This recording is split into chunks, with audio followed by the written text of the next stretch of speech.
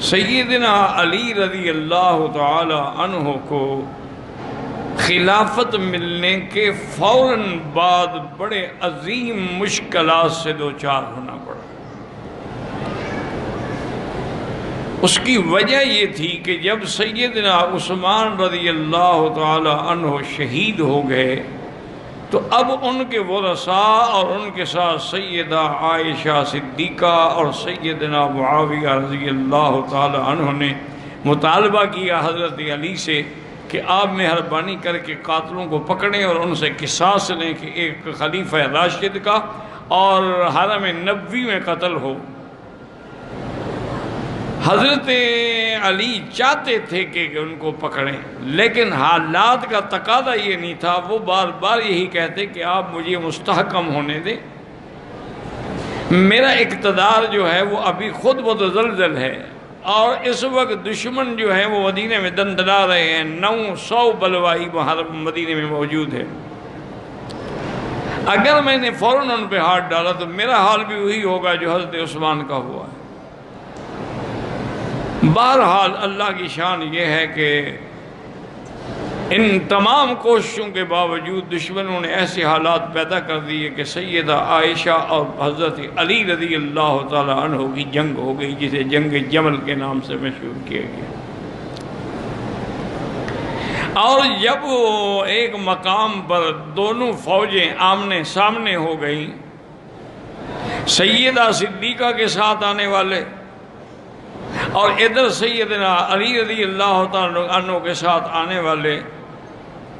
تو حضرت علی رضی اللہ تعالیٰ عنہ نے اپنے صحابہ سے مشورہ کیا کہ میں سیدہ سے بات کرنا چاہتا ہوں، میری ماں ہے، میرے والدہ کے مقام پہ ہیں، پھر ہم دونوں کا مطالبہ بھی ایک ہے، وہ بھی قصاص لینا چاہتی ہے، میں بھی قصاص لینا چاہتا ہوں، بات تو صرف وقت کی ہے۔ انہوں نے پیغام بھیجا تو سیدہ عائشہ نے فرمایا کہ حضرت علی تو میرے بیٹے ہیں، مجھے کیا اعتراض ہے ملنے میں۔ تو حضرت علی تشریف لے گئے، ماں بیٹے کی باتیں ہوئیں، سارے حالات کو مد نظر رکھا گیا۔ حضرت علی نے ان سے مہلت مانگی کہ آپ مجھے کم از کم 6 مہینے کی مدت مہلت دیں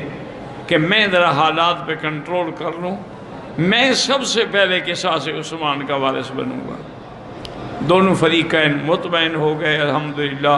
خوشیاں منائی گئیں، مبارکبادیں دی گئیں، نعرہ تکبیر بلند ہوئے۔ حضرت علی واپس کیمپ میں آ گئے، بی بی عائشہ اپنے کیمپ میں چلی گئی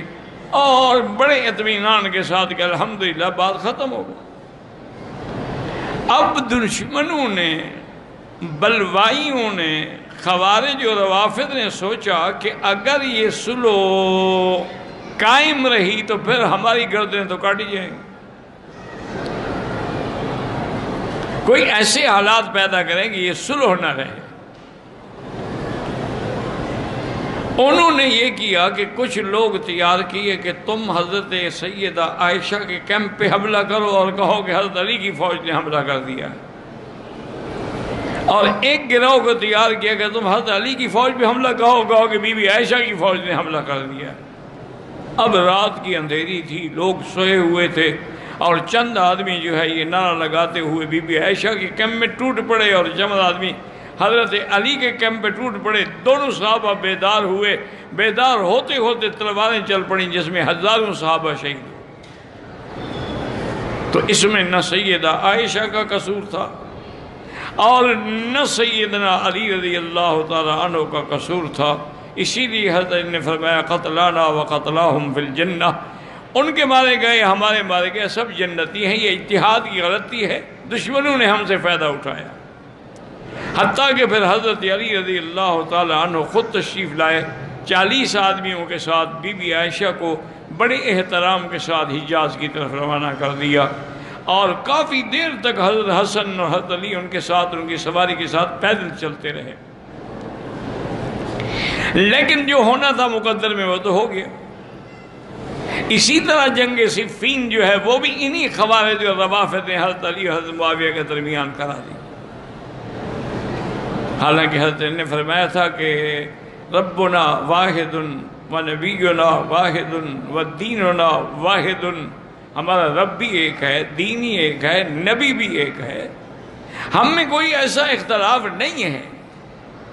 لیکن اب دشمنوں نے ہمیں ایسے حالات پہ کھڑا کر دیا ہے کہ اس کا حل کوئی نظر نہیں آتا، کوئی صلح کا طریقہ نہیں نظر آ رہا۔ باہر صورت یہ ہے کہ نتیجہ ہی، حالانکہ اس وقت بھی دونوں کا جذبہ یہ تھا، جب روم کی بادشاہ کو خبر لگی کہ حضرت علی اور حضرت معاویہ آپس میں جنگ کی حالت میں ہیں،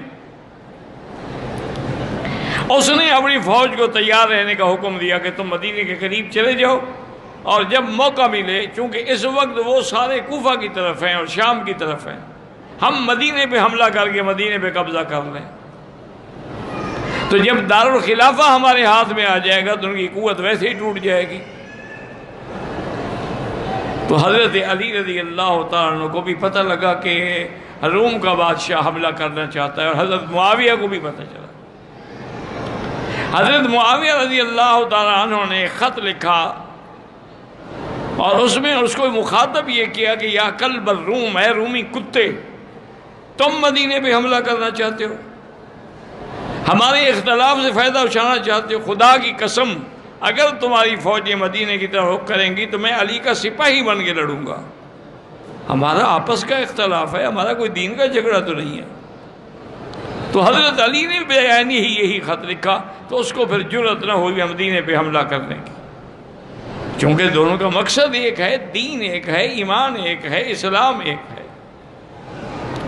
لیکن بہرحال حضرت علی کے لیے بے انتہا مشکل آتا ہے۔ ایک دفعہ ایک خارجی نے سیدنا علی رضی اللہ تعالیٰ عنہ سے لوگوں کے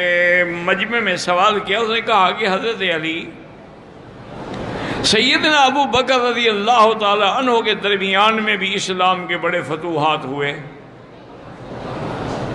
سیدنا عمر کے زمانے میں تو 22 لاکھ مربع میل پہ اسلام،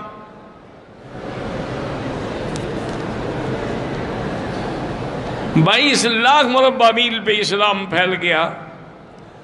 اور سیدنا عثمان جیسے نرم دل آدمی کے زمانے میں بھی 44 لاکھ مربع میل پہ اسلام پھیلا، اور انطاکیہ سے اور شام سے لے کر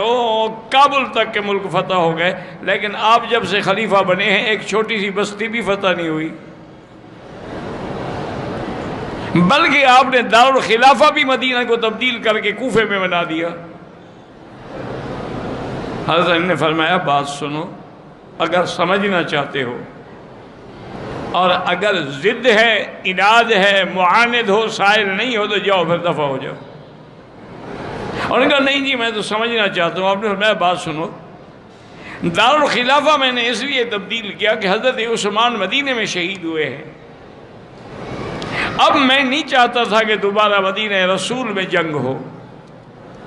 اس لیے میں نے اپنا دارالخلافہ کوفے منتقل کر دیا کہ اگر دشمن میرے ساتھ لڑیں گے تو کوفے میں لڑیں گے، مدینے میں تو نہیں لڑیں گے نا۔